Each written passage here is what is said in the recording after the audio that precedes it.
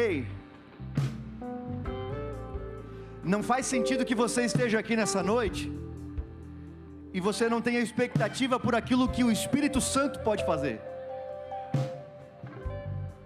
O problema da gente é que com o tempo a gente aperta um botãozinho onde participar do culto é algo automático. E as pessoas acabam vindo para um ambiente como esse sem expectativa por aquilo que o Espírito Santo pode fazer. E dessa forma você corre o risco de viver uma noite qualquer. Agora, quando você vem para um ambiente como esse, onde você sabe que o Espírito de Deus se manifesta, é nesse lugar que a glória de Deus pode descer e encher a tua vida. É em um ambiente como esse, onde Jesus se manifesta, que a sua vida pode mudar por completo e você nunca mais ser o mesmo. Sabe, eu vivi no início da minha conversão, antes de fato eu me converter, eu participava dos cultos sem expectativa, porque eu ia na verdade acompanhando a minha mãe, ela meio que me obrigava, então eu ia por ir. Só que teve um dia, uma noite, uma vigília, onde eu falei assim: cara, eu estou saindo de casa, já é tarde da noite, quer saber? Eu vou com expectativa por aquilo que Jesus pode fazer na minha vida. Eu vejo tanta gente chorando, se quebrantando na presença, eu quero experimentar disso. Ei, foi nessa noite que eu fui com expectativa, que o Espírito Santo me encontrou naquele lugar, e desde então, a minha vida nunca mais foi a mesma. Então não venha de qualquer jeito, não venha por vir, coloque expectativa na presença dEle. Amém, queridos? Glória a Deus. Vocês estão felizes? Vocês estão felizes? Vai melhorar, amém? Amém? Você crê? Eu quero melhorar. Nada é tão bom que não possa melhorar. Amém? Glória a Deus. Vamos aplaudir a Jesus por essa banda maravilhosa. Glória a Deus. A banda continua. Hoje a mensagem vai ser mais curtinha, eu acho. Aí eu não vou dar trabalho para vocês. Vocês podem descer, mas a banda fica. Pessoal, sem perder tempo, eu não sei você, mas eu tô com sede, com fome pela palavra. Então já vamos para a leitura lá em Marcos 1. Aleluia! Marcos 1 a partir do versículo 40. Marcos 1 a partir do versículo 40. Se você gosta de anotar, eu já te dou o tema dessa mensagem, é a essência do Evangelho. Se você vai anotar, já registra aí o tema da mensagem, a essência do Evangelho.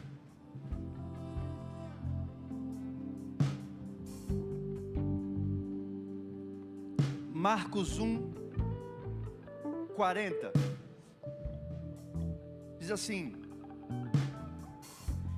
e aproximou-se dele um leproso que, rogando-lhe, ou implorando-lhe, e pondo-se de joelhos diante dele, lhe dizia: se queres, bem podes limpar-me.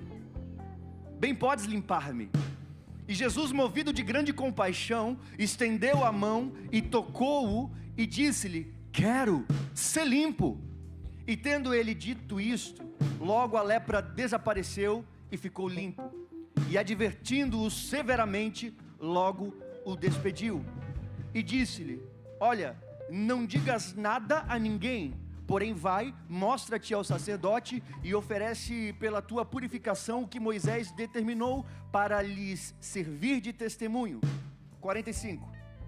Mas tendo ele saído, começou a apregoar muitas coisas e a divulgar o que acontecera, de sorte que Jesus já não podia entrar publicamente na cidade, mas conservava-se fora em lugares desertos, e todas as partes iam ter com ele. Diga: obrigado, Jesus. Feche seus olhos nesse momento. Pai querido, nós oramos e nós te agradecemos pela tua palavra. Nós queremos nessa noite, Pai, abrir o nosso coração, a nossa mente, o nosso espírito, para que ao ouvirmos a tua palavra venha gerar transformação em nossas vidas. Que toda mente aqui nesse lugar seja levada agora cativa a Cristo, em o nome do Senhor Jesus Cristo. Amém e amém. Antes de começar a mensagem, eu gostaria de saber quem está aqui com a gente pela primeira vez. Faz só um sinalzinho assim, você que está pela primeira vez aqui. Glória a Deus, sejam todos bem-vindos. Vamos aplaudir a Jesus pela vida dos nossos irmãos. Glória a Deus. Querido, eu peço que nesse momento você coloque a sua atenção, o seu foco na palavra de Deus, porque a palavra, ela carrega o poder de transformar a sua vida. A Bíblia diz que o Evangelho é poder de Deus. Então, enquanto você escuta as palavras que eu libero aqui de cima, lembrando, eu não vim aqui para falar de mim mesmo, eu vim aqui para falar da Bíblia, falar de Jesus. Então, enquanto eu vou falando, esse Evangelho, essas palavras podem transformar a sua vida. Então apenas abra o seu coração, não se distraia. Após o culto você vai ter o seu tempo de comunhão, vai ter o seu tempo de resenha com a galera, mas agora é palavra de Deus, amém? Nós acabamos de ler um texto onde fala de um homem leproso, que ele, numa expectativa de ser curado, procura Jesus, vai ao encontro de Jesus. Mas eu quero situar você um pouquinho de como era a vida de um leproso naquela época. A gente sabe que nos tempos atuais já não se chama mais nem lepra, é hanseníase, e existem muitos tratamentos. O modo que você lida com essas pessoas já não é mais o mesmo, principalmente se comparado aos tempos bíblicos, onde a galera não tinha muito acesso à ciência, tecnologia, pesquisas, enfim. Então os leprosos eram colocados realmente de forma a viverem afastados, isolados da sociedade. Então olha só, para esse leproso ter esse encontro com Jesus, ele precisou passar por cima de muita coisa, porque a lei de Moisés determinava que os leprosos deveriam viver isolados da sociedade.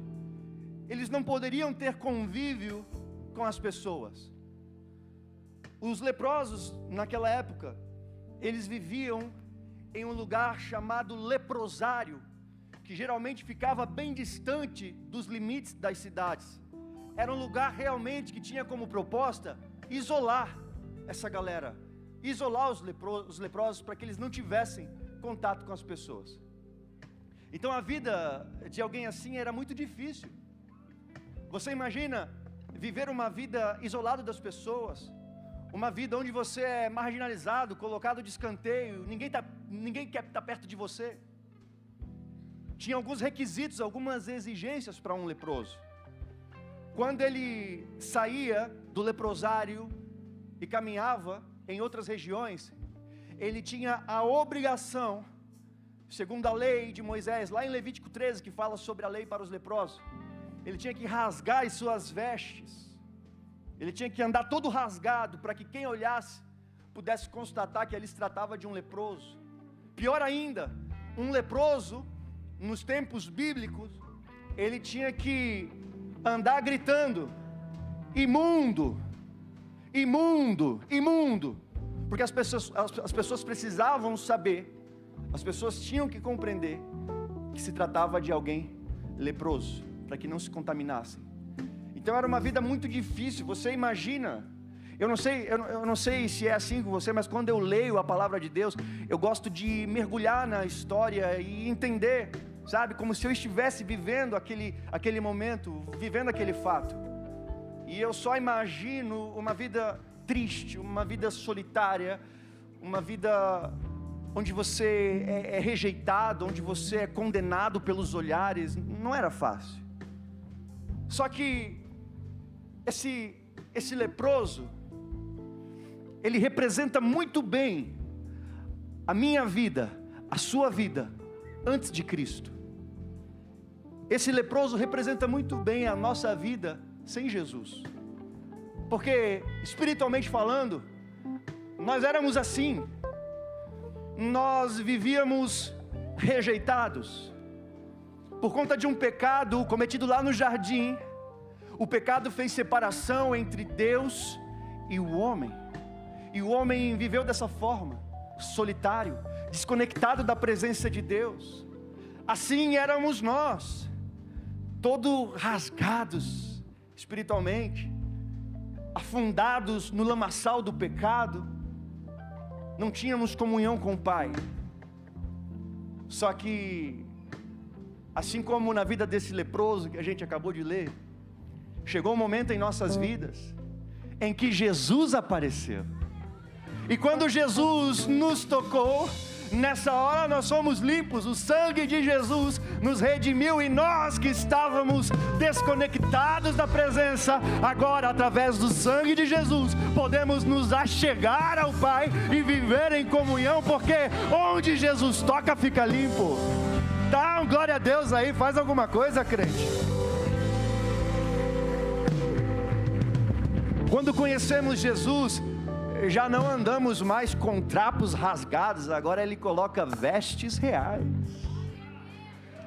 Você já não vive mais afastado, longe, distante da presença, agora você é chamado de filho, chamado de filha, porque Jesus te tocou, Jesus mudou a sua vida. Então esse leproso, ele representa muito bem a nossa vida passada sem Jesus, uma vida longe da presença, uma vida difícil. Nesse texto a gente vai aprender algumas lições que a palavra tem a nos ensinar. Como eu disse, o leproso, ele tinha que obrigatoriamente viver afastado da cidade, afastado das pessoas. E quando ele se manifestava, quando ele aparecia publicamente, ele tinha que sair gritando, para ficar muito claro que se tratava de um leproso. Só que, de contrapartida, tem Jesus. Jesus está ali com os seus discípulos, ele entra na região da Galileia, ele começa a curar muitas pessoas, ele começa a libertar muitas pessoas, e Jesus é tão bom, mas tão bom, que ele chega ao ponto de curar a sogra de Pedro, cara. Olha a bondade desse Jesus, curou a sogra do Pedro. Você talvez ainda não tem sogra, você vai ter um dia e você vai entender o porquê que eu estou dando ênfase à cura da sogra do Pedro.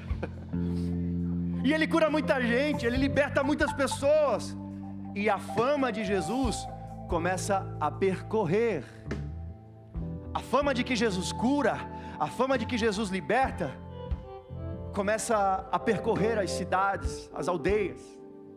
E aí esse leproso, de alguma forma, ele fica sabendo: olha, tem um homem aí chamado Jesus, ele tem unção, ele tem poder, as pessoas estão sendo curadas, os cegos estão enxergando, os paralíticos estão andando, esse homem vai passar por aqui e eu preciso fazer alguma coisa. Eu imagino que quando esse homem decide ir ao encontro de Jesus, os seus companheiros, os seus colegas, no mínimo conscientizaram ele de que a tentativa de ir até Jesus seria um tanto quanto perigoso, porque essa galera, os leprosos, quando se aproximavam demais de forma muito repentina, eles corriam risco até de serem apedrejados. Então a decisão de ir até Jesus não era uma coisa fácil, ele corria risco de vida, mas independente, ele passou por cima de todos esses riscos, e a Bíblia diz que ele chega diante de Jesus, e quando ele vê Jesus, logo ele já se prostra, ele se coloca de joelhos diante da presença, e ele diz assim: Senhor, eu bem sei da tua fama, o Senhor tem curado a muitos, o Senhor tem poder, o Senhor tem unção. Agora eu te faço uma pergunta: se quiseres, podes me tornar limpo. Eu sei que o Senhor tem poder, eu sei que o Senhor cura, mas eu te pergunto, se o Senhor quiser, então eu poderei ficar limpo, eu poderei ser curado. Jesus prontamente responde, só que a Bíblia diz que Jesus se move de íntima compaixão quando ele olha para aquele homem, e a resposta de Jesus é: quero, seja limpo, quero ser limpo. E a Bíblia diz que Jesus cura aquele homem e imediatamente a lepra desaparece. Ele é curado, ele é limpo, ele é purificado. Porque não tem como, onde Jesus toca, fica limpo. Onde Jesus toca, é transformado. A sua vida de repente só está do jeito que está até hoje, porque falta o toque de Jesus em você. Quando Ele te tocar, os seus olhos vão se abrir. Quando Ele te tocar, aquilo que é imundo se torna limpo. Aquele que é tocado por Jesus não pode ser o mesmo. Agora, eu te faço uma pergunta: o que é que aquele homem fez de bom para Jesus, para que Jesus o curasse? Hein? Ele era até um desconhecido, Jesus nunca viu ele. O cara leproso chega diante de Jesus, pergunta se Jesus queria curá-lo. Jesus respondeu de forma muito clara: eu quero. E aquele homem então é curado, ele já não é mais um leproso. Se Jesus fez isso por alguém que nada fez por ele, o que será que ele é capaz de fazer por você que é filho? Hein? O que será que ele é capaz de fazer por você que é filha? Será que ele não pode tocar o seu corpo físico, curar você? Será que ele não pode tocar as suas emoções, purificar você, limpar a sua vida? Jesus se manifesta na terra e ele é a personificação da graça de Deus. Sabe o que é graça? Graça é tudo dado por nada a quem nada merece. Vou falar de novo. Graça é tudo dado por nada a quem nada merece. A graça é tudo de Deus a quem não merece nada.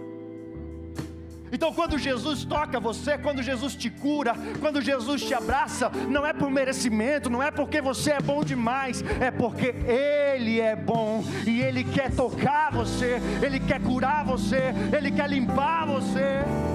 Aplaudam Jesus, aleluia, aleluia. Ele quer tocar você. Não há nada que ele não possa fazer, cara. Nada. A questão é que quando Jesus dá aquela resposta para o leproso: eu quero, cara, eu quero te curar. Ali ele estava revelando o seu caráter.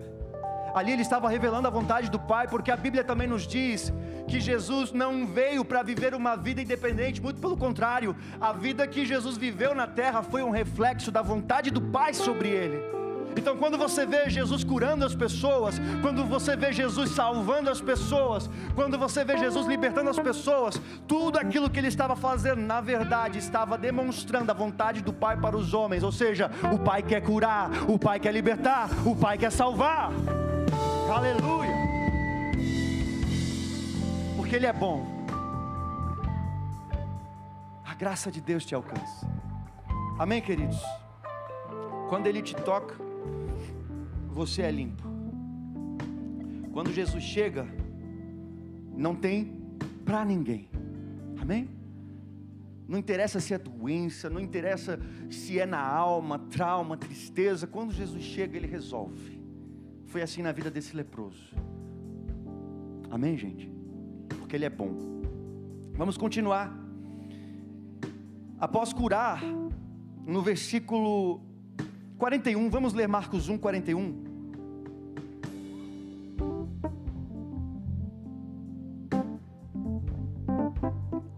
E Jesus, movido de grande compaixão, estendeu a mão e tocou-o e disse: quero ser limpo. Olha só o 42. E tendo ele dito isto, logo a lepra desapareceu e ficou limpo. 43. E advertindo-o severamente, logo o despediu. Olha só, primeiro Jesus cura, Jesus manifesta a sua graça, e após curar o homem que era leproso, a Bíblia diz que Jesus adverte severamente. Olha só, Jesus chega para aquele homem e diz assim: ó, você vai pegar, você vai fazer aquilo que a lei determina acerca da sua purificação, você vai se apresentar diante dos sacerdotes, e isso vai servir de testemunho, mas ó, não conta para ninguém que eu curei você. Jesus foi muito claro, Jesus advertiu severamente. Em outras palavras, Jesus estava proibindo aquele homem de pregar. Olha que loucura, Jesus cura o leproso, ele é purificado, e Jesus proíbe o homem de pregar. Imagina que ele vá para as pessoas pregando, contando essa boa notícia de que foi curado, de que foi purificado. Quantas pessoas poderiam ser impactadas por essa mensagem? Mas Jesus falou: você não vai pregar. E aí a gente para ficar analisando, pensando no porquê que Jesus faz essas coisas. Nós precisamos entender que alguns nãos de Deus não são proibições, é livramento. Alguns nãos de Deus não falam de proibição, é livramento. Só que a gente vive em um tempo onde nós queremos tudo do nosso jeito. A sociedade, o mundo, esse tempo moderno molda mal as pessoas. E todo mundo quer as coisas do seu jeito, todo mundo é birrento, bate o pé. E quando Deus fala não, tem gente que se ofende. Quando Deus fala não, tem gente que sai da igreja. Por quê? Ele não quer viver a vontade do Pai, ele quer que o Pai faça a sua vontade. Olha que loucura, quer inverter o evangelho. Ele quer que Deus seja o servo e ele o Senhor. Ele quer que Deus se submeta à sua própria vontade. Então quando Deus discorda, a pessoa se ofende. Por quê? Ainda não viveu o amadurecimento da fé. E é isso que eu quero levar vocês a viver, o amadurecimento da fé. Eu sempre gosto de falar e eu enfatizo, não tem a ver com idade. Maturidade cristã, você não precisa ter seu cabelo branco para dizer que é maduro. Você pode ser maduro agora, com 15, 17, 20 anos de idade. Maduro. Um cara sólido no evangelho. Um cara que sabe decidir, que sabe se portar, que sabe se movimentar. Maturidade no que diz respeito ao evangelho não tem a ver com idade. Amém, gente? Então, muitas das vezes Deus vai falar não para você. Assim como Jesus proibiu esse homem de pregar o evangelho, anunciar que foi curado. Porque muitas das vezes Deus deseja livrar você, é livramento. Você lembra de Adão? Ele estava vivendo a glória de Deus lá no jardim, vivendo o plano, a essência de Deus. Aí Deus proporciona tudo para Adão, mas Adão recebe um não de Deus. Deus chega para Adão e fala assim: Adão, todas essas árvores aqui, tudo que está nesse jardim, tudo é seu, é tudo para ter um mantimento. Só que dessa árvore, desse fruto, você não vai comer, porque o dia que você comer desse fruto, certamente você vai morrer. Então perceba que o não de Deus para Adão não se tratava de proibição. Na verdade, Deus estava querendo livrar que Adão morresse. Tá claro, gente? Então tem não que é não mesmo. Agora tem não que é livramento. Deus está privando você de bater a cara na parede. Então não seja mimadinho. Um cristão saudável, um cristão coerente, ele precisa no mínimo saber lidar com os nãos de Deus, compreendendo que tudo que Deus faz é bom, a vontade do Senhor sobre nós é boa, agradável, perfeita. Então melhor do que eu e você, Ele sabe o que é melhor para a gente. Cabe a nós submeter à vontade do Pai. Sabe, hoje, mais maduro, mais consciente, eu olho para trás e eu percebo que tanto meu pai quanto a minha mãe falaram muitos nãos para mim. E na época eu chorava, eu fazia birra, eu brigava, ficava bravo, falava que ia fugir de casa, fazia aquele drama todo. Porque eu não entendia na época que aqueles nãos que eu recebia era a preocupação deles, era eles me livrando de muitos problemas. E todas as vezes que eu quebrei a cara, foi porque eu desobedeci. O mesmo se aplica na vida cristã. O Pai tem preocupação com você e o que Ele diz ao seu respeito é para te guardar, é para te livrar. Quando você decide desobedecer, conta em risco, a chance de você bater a cara na parede é alta. Amém, gente? Então quando Deus fala não, aceita que dói menos, ponto. Amém? Continuando, o versículo 44, Marcos 1, 44.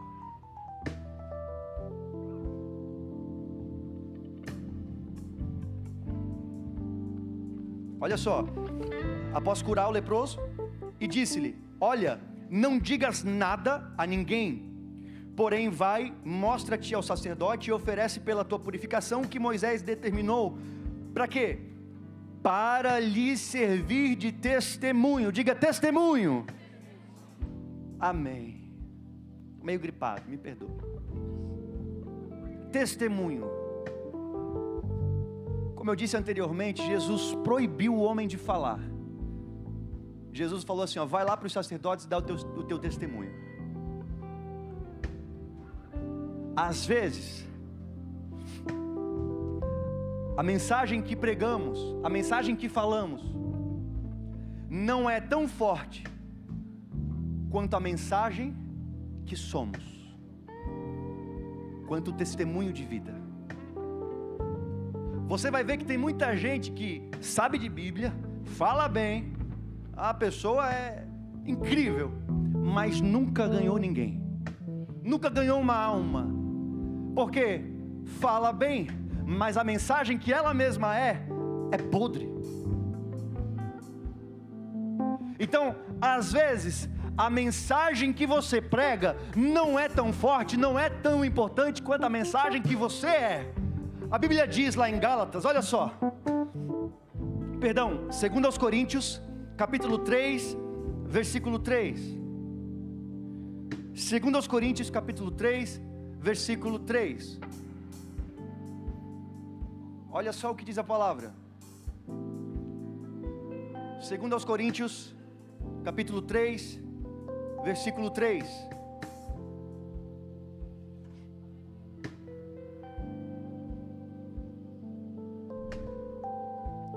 Vamos ler a primeira parte, diz assim, ó. Porque já é manifesto que vós sois a carta de Cristo. Eu sempre gosto de lembrar que você, a maneira que você vive, o jeito que você fala, as tuas ações, tudo isso é como se você fosse uma carta, e os teus atos, as tuas palavras, é exatamente aquilo que as pessoas estão lendo em você. Por isso que tem muita gente que fala bem e não ganha uma alma.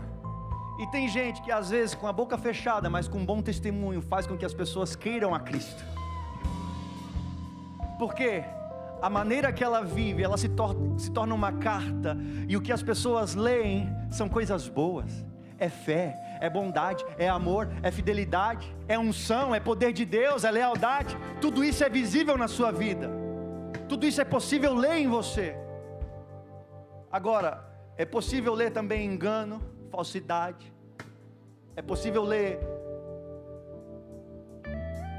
tudo. Eu quero ser light nas palavras.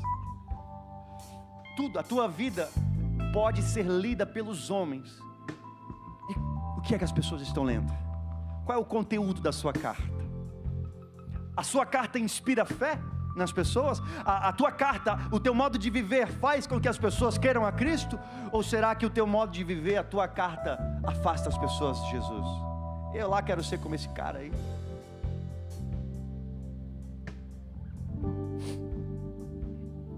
Tem uma frase, eu não sei quem disse, que fala o seguinte: pregue, se necessário, use palavras. Porque a tua vida, a maneira que você se move, pode ser uma mensagem poderosa para aqueles que estão te vendo. As pessoas que você anda, o que você fala de fé, fala de amor, as palavras que saem da sua boca são de santidade? Ou será que quando você abre a boca está vazando um esgoto?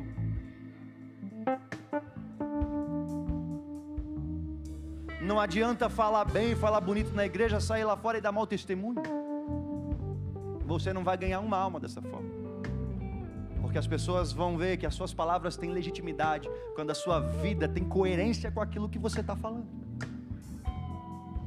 Então não adianta você falar, olha, Jesus quer salvar você, Jesus quer transformar a sua vida, a pessoa olhar para você e dizer, cara, quando Ele te transformar primeiro, você vem e fala comigo. Porque as palavras não são respaldadas pelo testemunho. Amém, gente? Então considere isso, a sua maneira de viver é uma mensagem poderosa para aqueles que estão vendo você.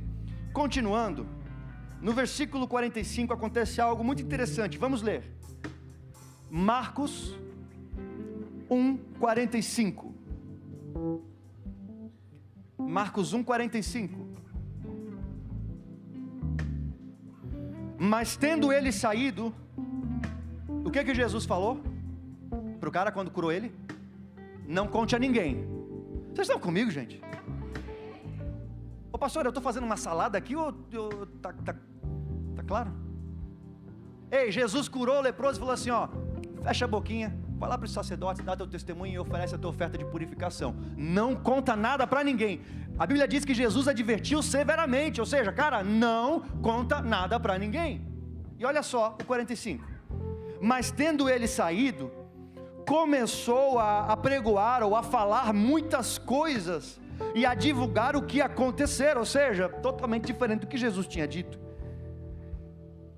E a divulgar o que acontecera, de sorte que Jesus já não podia entrar publicamente na cidade, mas conservava-se fora em lugares desertos, e de todas as partes iam ter com ele. Então olha só, o leproso, lembra que ele não podia entrar na cidade?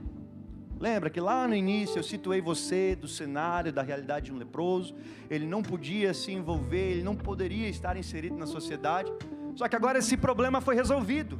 O homem que não podia entrar, agora entrou e inclusive está anunciando a todo mundo o que Jesus fez. Só que nisso surge um problema. Quem não podia entrar, entrou. E quem podia entrar, não entra mais. Está comigo? O que não podia entrar, agora entrou. E o que podia entrar livremente, agora não entra mais. Qual é o tema da mensagem?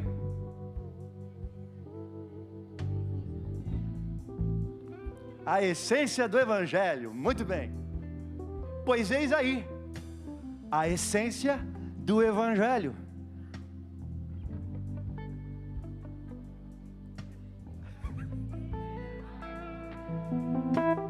Que forte, você entendeu? A essência do Evangelho consiste na troca de lugares. Ei, o que não podia entrar, graças a Cristo, agora entra. Mas aquele que podia entrar, Jesus, não entra mais, porque Ele trocou de lugar com aquele homem. Essa é a essência do Evangelho, é a troca de lugares. Amém.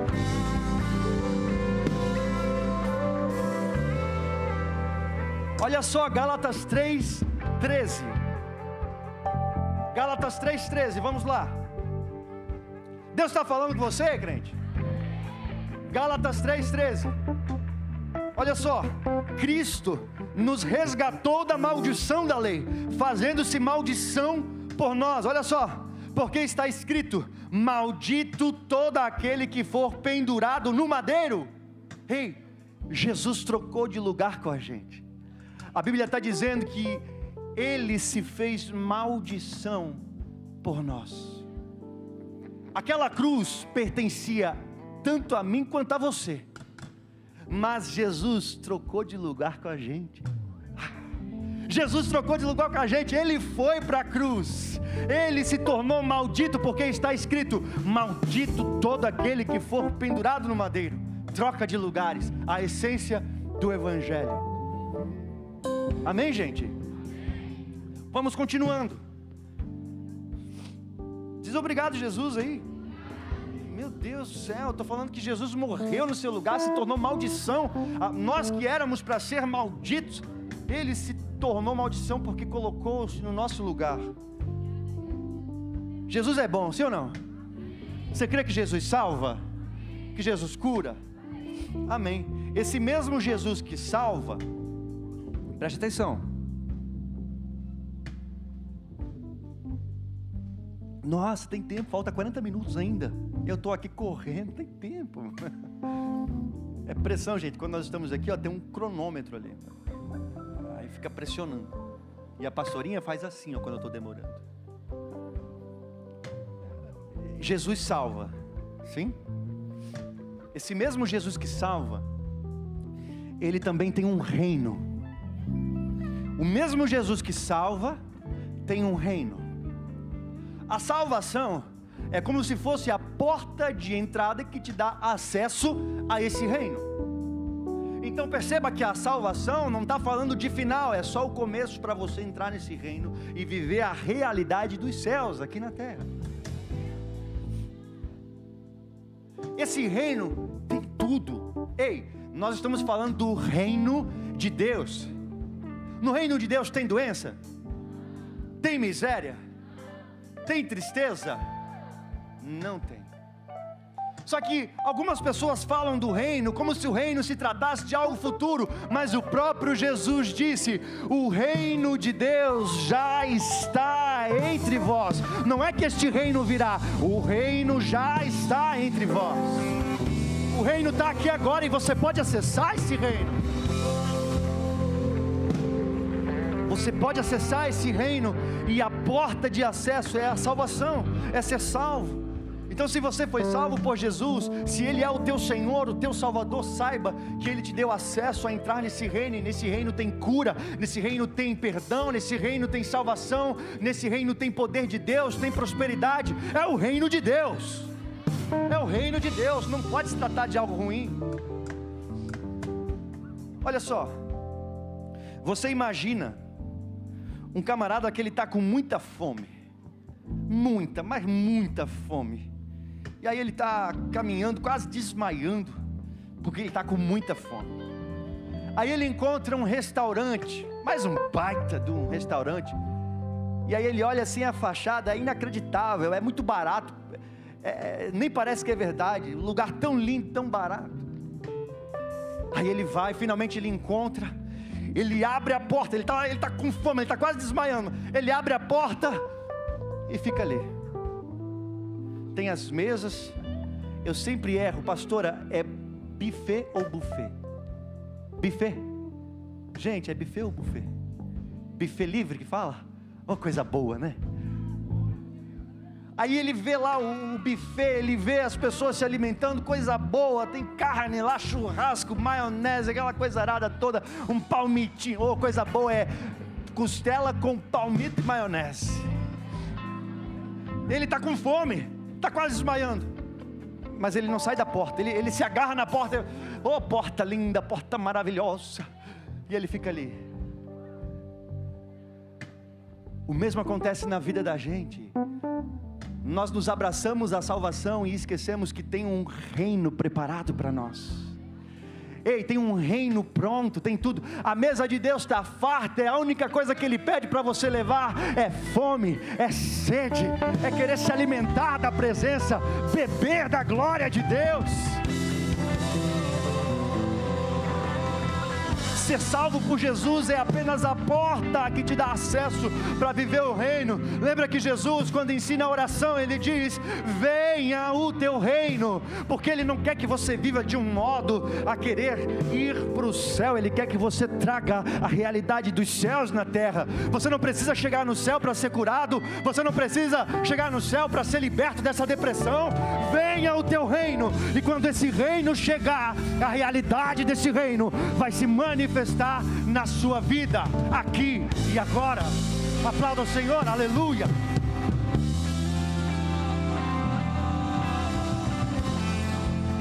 Só que esse reino, preste atenção, esse reino tem alguns requisitos. A salvação é de graça, amém? Efésios 2:8, pela graça sois salvos, isso não vem de vós, é dom de Deus, é presente de Deus, é graça, é favor imerecido. Agora, o reino te custa tudo. Entrar no reino é de graça, a porta é a salvação, mas se mover e acessar as coisas desse reino demanda muita coisa de você. Uma das coisas, poderia falar muitas, eu vou falar uma especificamente: sacrifício. Jesus, que é dono desse reino, que tem um trono nesse reino, Ele só pôde se assentar no trono após se oferecer como sacrifício. Está na Bíblia. O trono, Jesus se assentou nele após oferecer o seu sacrifício. Se oferecer em sacrifício, melhor. E tem muita gente que quando chega na parte do sacrifício desanima, porque sacrifício fala sobre abrir mão. E uma coisa é muito séria: você só terá legitimidade para governar por aquilo que você sacrificou. Se antes você não tiver sacrificado, você não vai ter governo. E às vezes você está fugindo do sacrifício, mas é exatamente o sacrifício que vai te dar autoridade. É exatamente o sacrifício que vai te dar governo. Aquele contatinho, sacrifica ele, deixa aí. Aquela atitude que você sabe que entristece o Espírito Santo e você insiste, sacrifica, deixa aí. Para você acessar o reino, às vezes você vai ter que abrir mão de andar com algumas pessoas que te puxam para trás, não deixam você avançar na vida com Jesus. Aí tem um monte de gente, crente folgado, que quer ter governo, quer ter autoridade, mas não quer abrir mão, não quer sacrificar. Lá em 2 Timóteo 2,12 diz: é certo que se com ele padecemos, com ele também reinaremos. Então, para reinar, tem que sacrificar. E nem todos estão dispostos a isso, porque, como eu disse, venha o teu reino, mas na hora da vontade, faça a minha, Senhor. Faça do meu jeito. Que loucura, né? Mas não estou viajando não, cara, estou falando coisa que é verdade. É um povo meio biruleibe. Não, é do meu jeito, é a minha vontade. Ah, para com isso, rapaz. Deus está falando? Amém. Glória a Deus. Está quase, pastora, calma. A gente vai agora para o final. Inclusive os adoradores. Os adoradores podem subir, aleluia.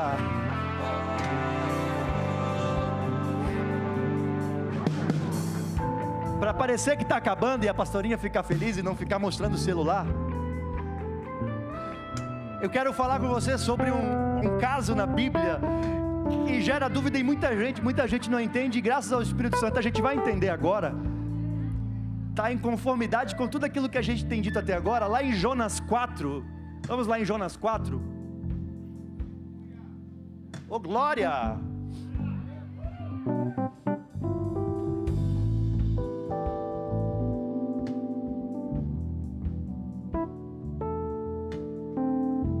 Vamos ler para ganhar tempo a partir do 4.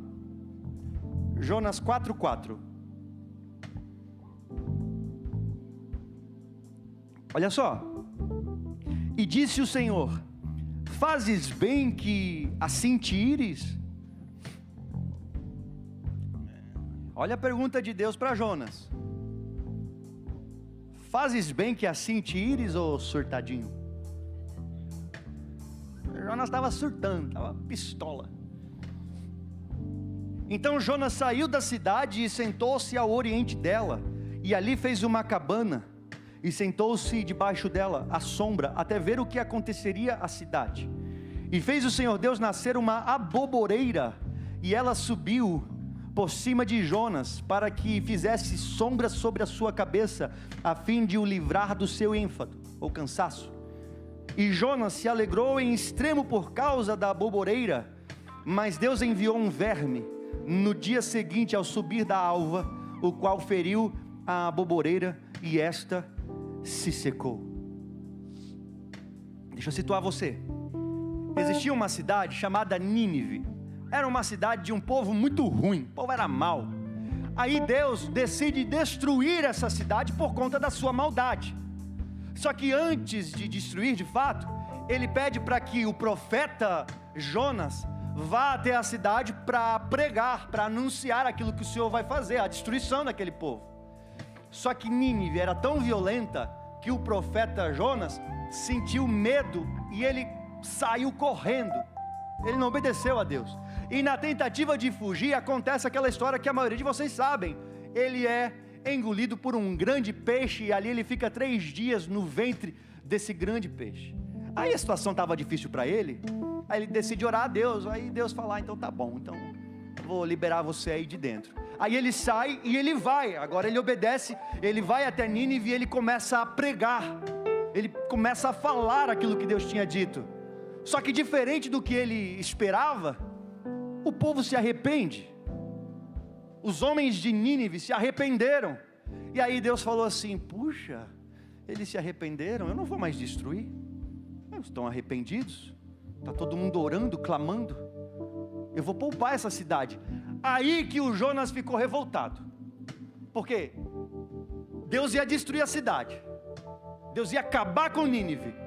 Aí agora Jonas vai, prega, o povo se arrepende e Deus fala que não vai mais destruir. Por isso que ele estava surtadinho, porque ele queria que Deus destruísse. Só que, gente, tudo que está na Bíblia, nada é por acaso, amém? Tudo que está na Bíblia tem que estar aqui, tem alguma mensagem profética. O livro é um livro profético. E está dizendo que Jonas sobe num monte, ele se assenta de frente para a cidade, e ele fica ali aguardando, porque ele tinha ainda uma fé, uma esperança que Deus ia destruir. Ele queria ver de camarote a destruição. É verdade. Só que daí Deus faz nascer uma aboboreira, e essa aboboreira cresce, oferece refrigério, oferece sombra, e depois ela morre.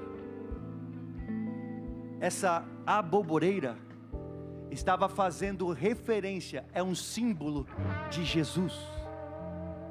Como assim, pastor? Jesus nasce, ele se despiu de sua glória, nasceu homem assim como nós. Ele nasce, cresce, oferece refrigério e depois morre. O que a galera não entende é que a aboboreira estava trocando de lugar com a cidade. A aboboreira morreu para que a cidade pudesse viver.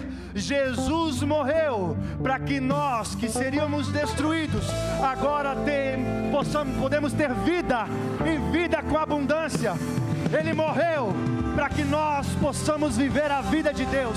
Troca de lugar, essência do Evangelho. Troca de lugar.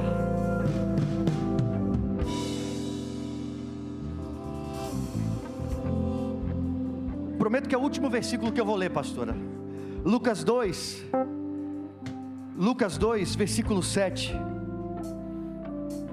Lucas 2, versículo 7.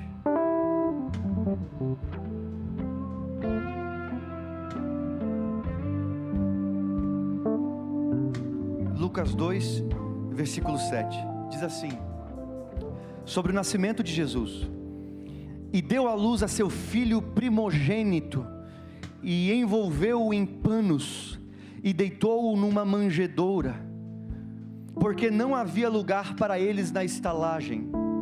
Ora, havia naquela mesma comarca ou região pastores que estavam no campo e guardavam durante as vigílias da noite o seu rebanho. E eis que o anjo do Senhor veio sobre eles, e a glória do Senhor os cercou de resplendor, e tiveram grande temor. Ei, Jesus já nasceu pregando. Jesus já nasceu anunciando a essência do Evangelho. A Bíblia está dizendo que lá naquela estalagem onde estava Jesus, quando ele nasce, ele é envolvido em panos, ele é envolvido naquilo que é humano,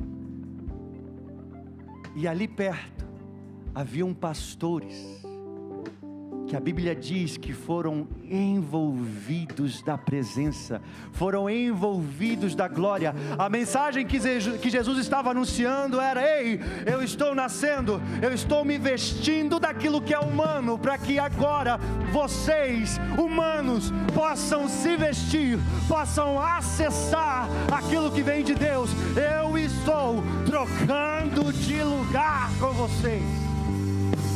Ei, Jesus se vestiu do que é humano, para que você hoje possa acessar a glória, acessar a presença.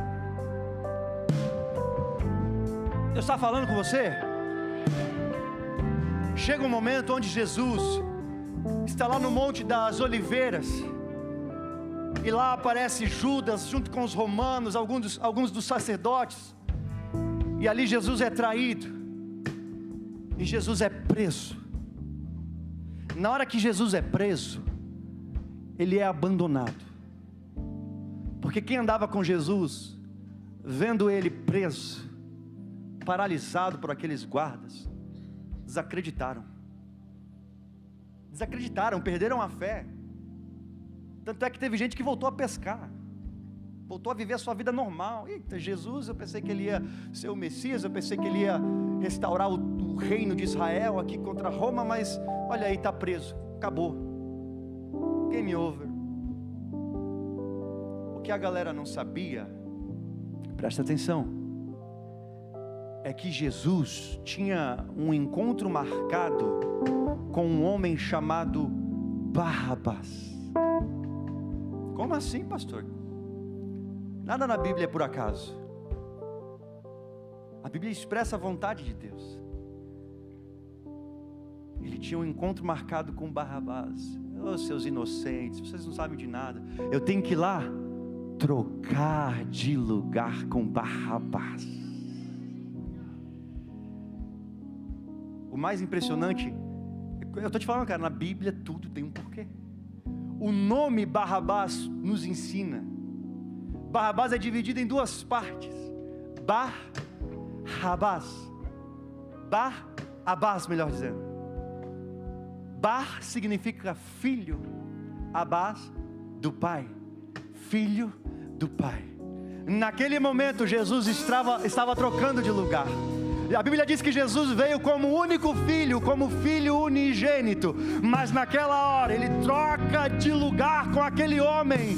Ele troca de lugar para que Deus pudesse ganhar filhos, para que Deus tivesse filhos, filhos do Pai. Está escrito: a todos que creram no seu nome, a todos que o receberam, a estes Ele deu o poder de serem feitos filhos de Deus. Aplauda o Senhor, aleluia. Se coloque de pé nesse momento.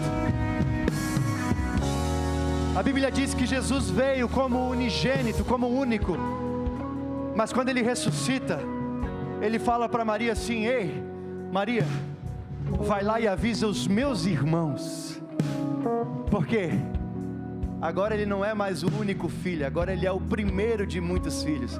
Agora Ele não é mais o unigênito, Ele é o primogênito de muitos irmãos, porque Ele trocou de lugar. Hoje Ele deu permissão, deu cenário para que eu e você possamos ser filhos, por causa dessa troca de lugar. Nós que estávamos afastados de Deus, desconectados do Pai, Jesus lá na cruz carrega todo o peso do pecado da humanidade, se afasta de Deus por conta do pecado, troca de lugar. Agora Ele se afastou para que nós pudéssemos nos aproximar. Feche seus olhos nesse momento, com seus olhos fechados. Se você puder, coloque a mão no seu coração. Coloque a mão no seu coração. Entenda que essa é a essência do Evangelho. Eu não sei você, a minha vida não é perfeita. Eu acredito que a sua vida não é perfeita. Eu acredito que existem situações, existem coisas que machucam você, que ferem você. Mas eu quero te dizer que você tem um Pai amoroso, um Pai que te ama, e nessa noite Ele pode tocar a sua vida, Ele pode tocar você, Ele pode trocar de lugar com você. Aquilo que te aprisiona, aquilo que te fere, aquilo que te paralisa, coloque aos pés da cruz. Não se permita de forma alguma sair daqui para viver a mesma vida. Queira nessa noite assumir a vida de Cristo sobre você, assumir a realidade dos céus sobre você, viver o reino aqui, viver o reino agora, viver essa realidade dos céus. Manifesta nesse tempo, manifesta em sua vida, manifesta em sua escola, manifesta em sua família. Jesus, nós oramos. Jesus, nós queremos a vida que vem de Ti. Jesus, nós queremos assumir a realidade dos céus, nós queremos assumir a realidade da Tua vontade sobre nós. Então venha e assuma governo sobre as nossas vidas.